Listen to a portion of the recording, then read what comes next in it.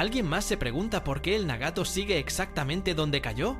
No me refiero a cómo llegó hasta allí. Si estás viendo este vídeo, probablemente ya lo sabes, pero por si acaso, el Nagato fue el acorazado más famoso de Japón. El almirante Yamamoto dirigió el ataque a Pearl Harbor desde su puente. Sobrevivió toda la Guerra del Pacífico. Sobrevivió 2 bombas nucleares en el atolón de Bikini en 1946. Y luego, sin tripulación, sin ceremonia, solo en la oscuridad, se escorló lentamente y desapareció bajo la superficie del agua. Casi 80 años después, sigue ahí, boca abajo, a unos 50 metros de profundidad, en uno de los lugares más remotos del Pacífico. Lo que quiero saber es por qué nadie ha vuelto nunca a rescatarlo. Y la respuesta implica radiactividad, un tipo especial de acero, y un barco tan importante históricamente que nadie se atrevería a tocarlo ahora, aunque quisiera. Para entender por qué nadie se llevó el Nagato, primero hay que entender qué era exactamente. Cuando el Nagato fue completado en 1920, era el acorazado más poderoso del mundo. Fue el primer acorazado jamás construido con cañones de 16 pulgadas. Los tubos medían casi 18 metros de largo y podían lanzar un proyectil a más de 38 kilómetros. Con 225 metros de eslora y casi 47.000 toneladas en carga total, era una hazaña de ingeniería naval. Japón estaba tan orgulloso del barco que clasificó su velocidad máxima como secreto de estado durante años. Era el símbolo del poder naval japonés y todo el país lo sabía. Al final de la Segunda Guerra Mundial, el Nagato era el único acorazado japonés que seguía a flote. El Yamato, el Musashi, todos los demás habían sido hundidos. El Nagato había sobrevivido toda la Guerra del Pacífico, combatió en la batalla del Golfo de Leyte. En julio de 1945 resistió el ataque de aviones procedentes de 5 portaaviones americanos, y aún así no se hundió. Cuando Japón se rindió, los marineros americanos subieron a bordo del Nagato antes de que se hubiera firmado siquiera la ceremonia formal de capitulación. La Marina de los Estados Unidos declaró que ese acto simbolizaba la rendición completa de la Armada Imperial japonesa, y después lo apuntaron hacia el atolón de Bikini. En 1946, Estados Unidos organizó la Operación Crossroads, una serie de pruebas nucleares diseñadas para estudiar el efecto de las bombas atómicas sobre los barcos de guerra. El Nagato fue uno de los objetivos designados. La primera prueba, llamada Able, fue una explosión aérea el 1 de julio de 1946. El Nagato estaba a 1500 metros del epicentro. Sobrevivió con daños moderados, chapas arrugadas, algunas puertas arrancadas, pintura chamuscada. Un equipo esqueleto subió a bordo después y puso en marcha una de sus calderas durante 36 horas sin ningún problema.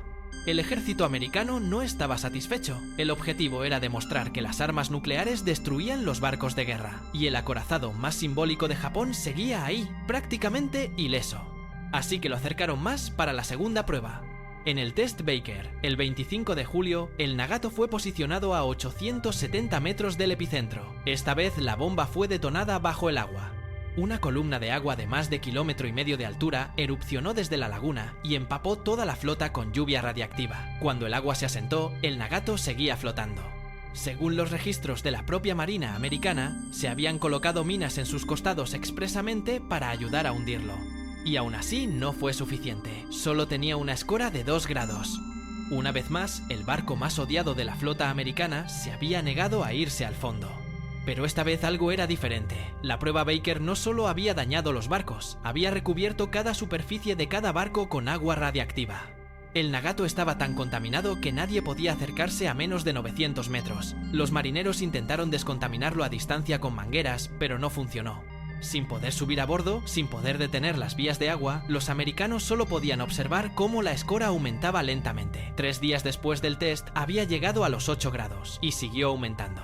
En la noche del 29 de julio de 1946, sin tripulación, sin ceremonia, sin nadie que lo observara, el acorazado más famoso de la historia naval japonesa se escorló silenciosamente y desapareció bajo la superficie. Por la mañana, el lugar donde había estado el Nagato estaba vacío.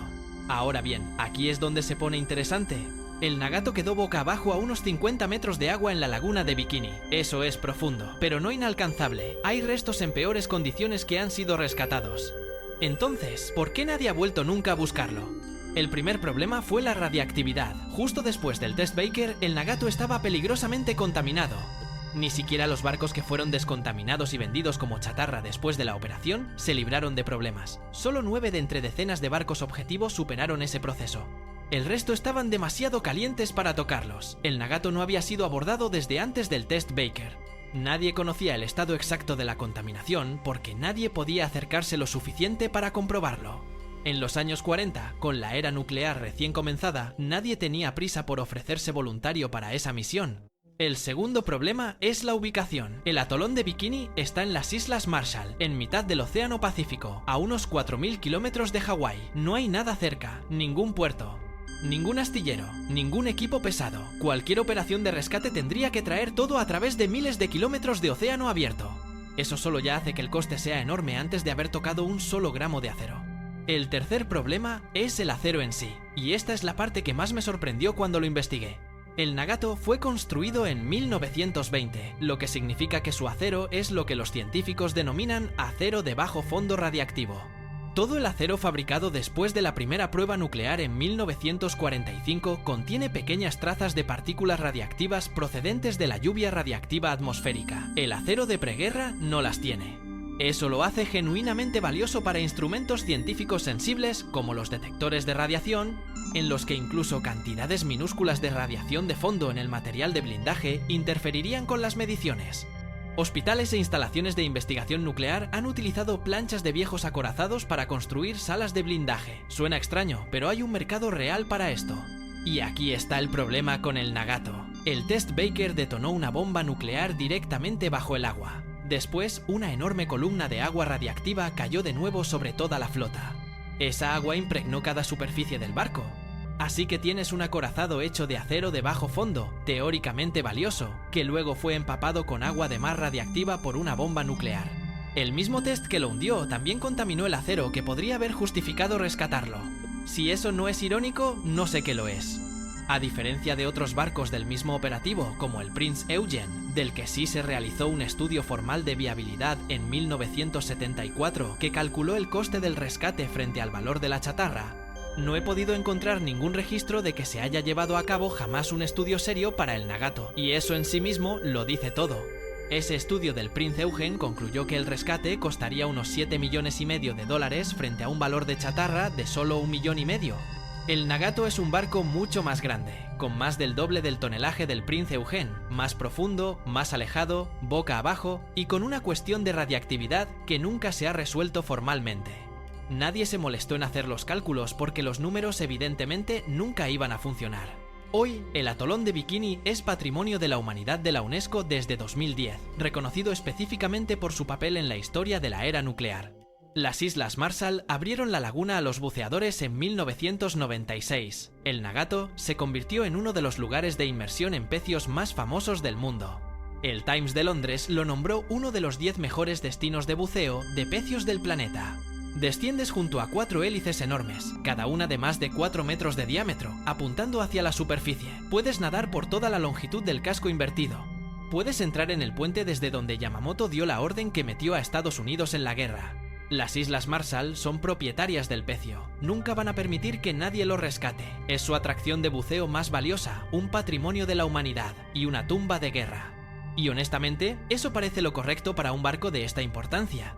El Nagato sigue ahí porque estaba demasiado contaminado para acercarse justo después de hundirse. Después era demasiado remoto y demasiado caro para justificar cualquier operación. El acero que podría haberlo hecho valioso para rescatar resultó ser el mismo acero contaminado por la prueba que lo mató, y ahora es demasiado importante para tocarlo. El acorazado más poderoso del mundo cuando fue construido, el barco desde el que se lanzó el ataque a Pearl Harbor, el único acorazado japonés que sobrevivió a toda la Segunda Guerra Mundial.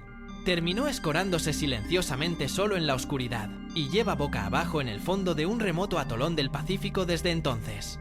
Nadie volvió a buscarlo, nadie va a volver a buscarlo. Si te ha gustado este vídeo y quieres ver más como este, dímelo en los comentarios y haré más sobre otros barcos. Asegúrate de suscribirte para no perderte los próximos, y nos vemos la próxima vez.